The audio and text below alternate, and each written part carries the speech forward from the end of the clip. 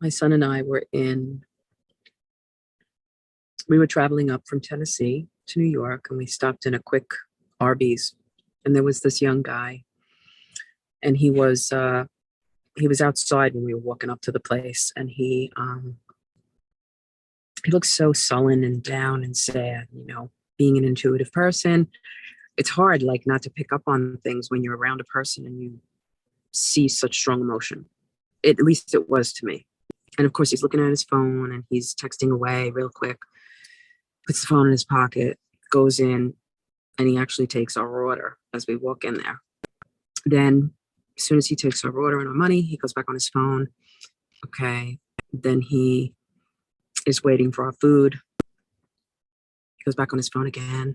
And I could see just around his energy and his face. And we get our food. We go to sit down. We see him going to change out the garbage bags in the place. Before he opens the first garbage pail, he pulls his phone out of the back pocket and he goes back on his phone and he's texting somebody. And I'm like, this is definitely probably a girl. And he is just addicted to this toxic conversation that he's having. And then goes to the second garbage pail. Before he can open up the garbage and take the pail out and empty the bag, he has to go back on his phone. He does this with the 4 garbage pails. And he's done with the 4th garbage pail. He's going back to the front to take the next person's order. He goes back on his phone. He's texting in the same face. And Dan and I are just observing because we're waiting for Scott. And it just was so sad, to see this toxicity in him. And no judgment, because we all have our toxicities. But if we can't put our phone away long enough, and we've got to text toxically, or in the conversation with someone else, or in the middle of our job, or in the middle of a task, and we've got to go back and forth on a conversation, and we do this constantly, this is toxic. This is toxic addiction. This is toxic obsession. And I've been in relationships with, significantly, I'm thinking of one person, but where the texting is toxic and it's just, it's over the top. And it actually becomes like a dopamine addiction in the brain. And this is a deliverance that is definitely needed right now.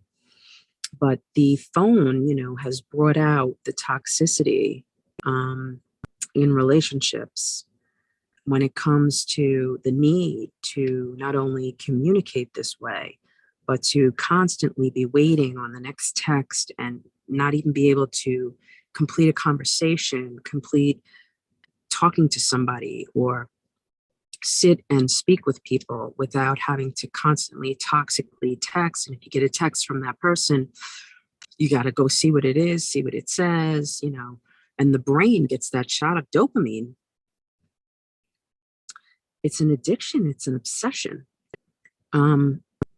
I used to be insulted when I would go out with my friends, say a girlfriend, I'm married a long time and my friends are married a long time. And sometimes I'd go out with girlfriends, certain friends, and they would sit down finally with me. We'd meet up a place, sit down, have dinner. And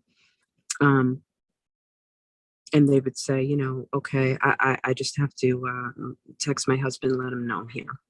Okay. And I'm thinking, I don't. And then half an hour in, their husband's texting them, they're texting them back. And they're texting like their husbands while they're with me. And I'm like, is everything okay? No, we just text like this. And I thought, wow, it's really different. And then I would have a dinner with another friend and this was happening. And I thought, maybe there's something wrong with my relationship with my husband because we don't have to do this. And I know everybody's different. I'm not saying we're completely right the way we communicate, but so I went home to my husband. This was a while ago, but I went home and I'm like, so and so texts their husband when when they're with me, and then so and so texts their husband when they're with me, and we don't do this. And Scott's like, well, if something's wrong, I know I'll hear from you. And I'm like, yeah, right, right. Like, what do I have to talk to you for when I'm not with you and I'm out having dinner with a friend? There's no need to speak to you. And of course, now I see it as very healthy, but if we can't, and when we're at work, like when I would be at work, at my nursing jobs, and my husband is at work, like there's no reason for him to be texting me from his job or for me to be texting him. And, I really am seeing like this unhealthy toxicity in communication. We don't have to have all of this communication. I mean, we have so much communication, and yet are we really connecting? Are we really connecting? And is our communication so toxic that it's over the top and it's actually like dramatic? It's not needed. It's not true intimacy. It's not true intimacy. And it's like, in this one particular relationship that I was in, it was like, it was not needed. And we can become so toxic and so addicted, to just getting texts and needing to get texts from people when, we can be satisfied when we have true intimacy. True intimacy is so satisfying.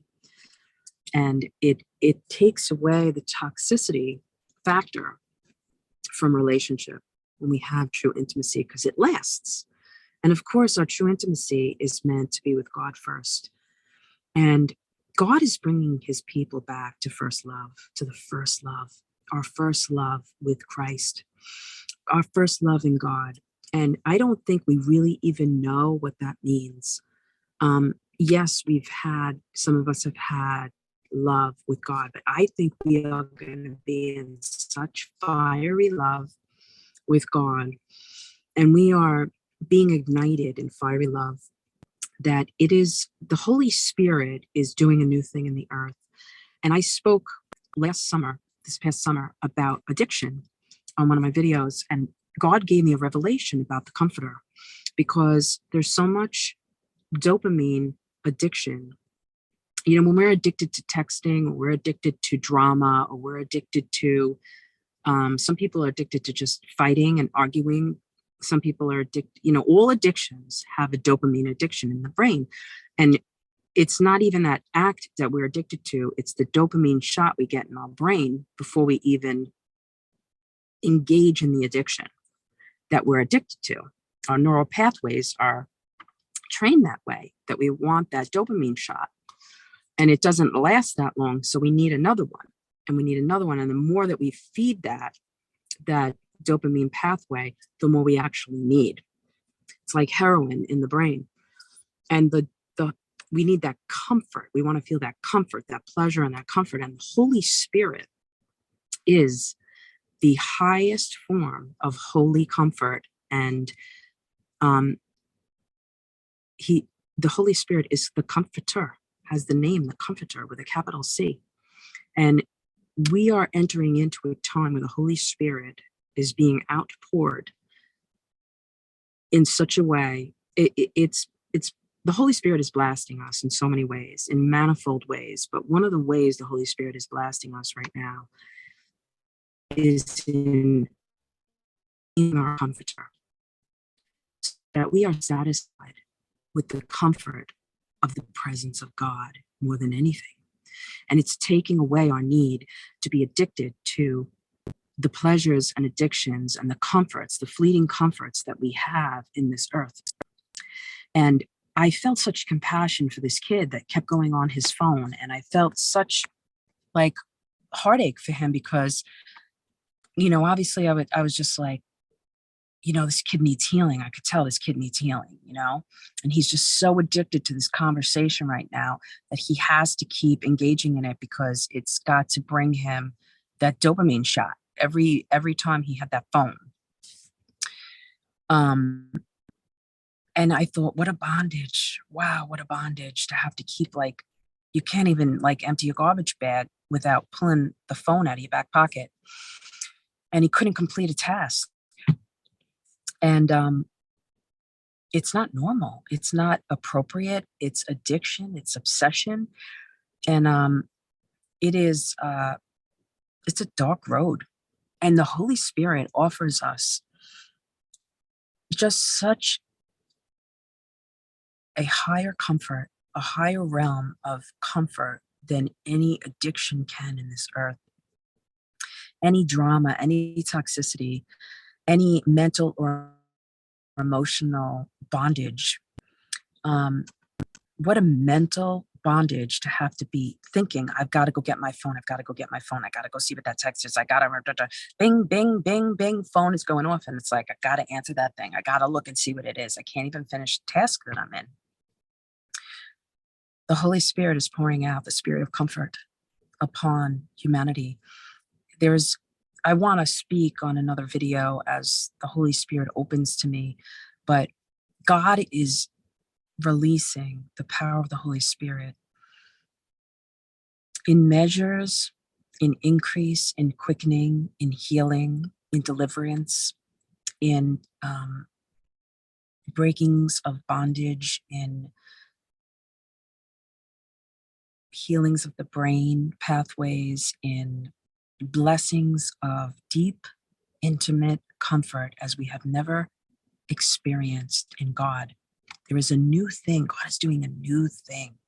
And even if we have experienced the comfort of the Holy Spirit, it's a comfort that brings joy. And joy is not just happiness. It is beyond feeling happy. It is such a contentment.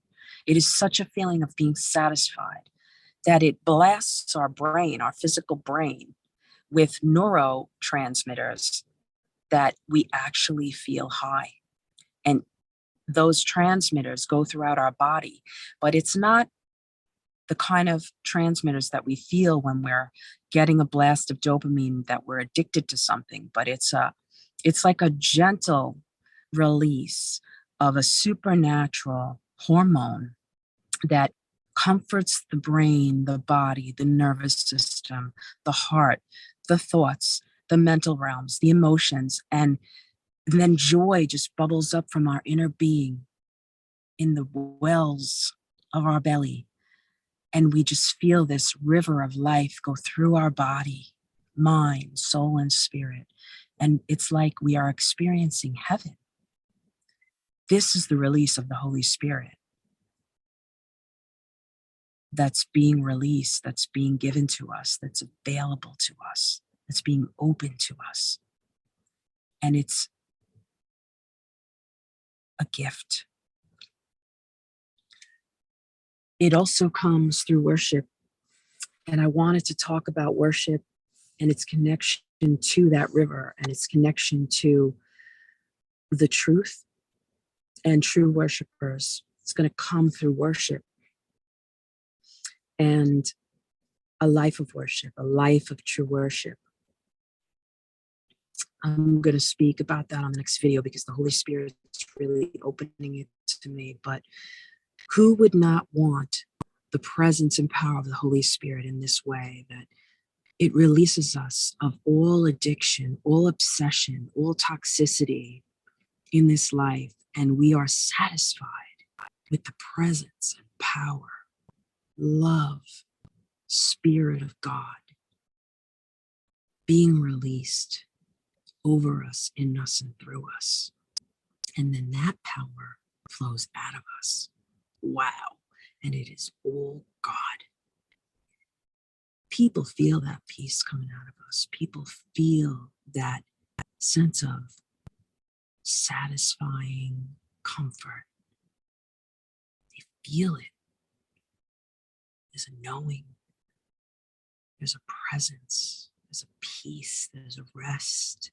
We're not striving and waiting for that next text, waiting for that next drink, waiting for that next materialistic thing we're waiting for, that next thing all the time, that next addiction, that next food, that next, gotta have it because I'm not satisfied just sitting here alone in God.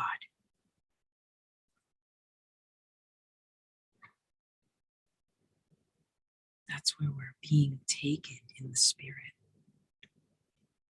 And that is power. To be so satisfied in the presence of the Lord, to live in the presence of the Lord in worship, true worship, the Holy Kingdom. This is a gift of the kingdom given to us. May God open this to us, the revelation and the reality and the manifestation of it, that we might be set free to enjoy and be satisfied in the presence of the Lord.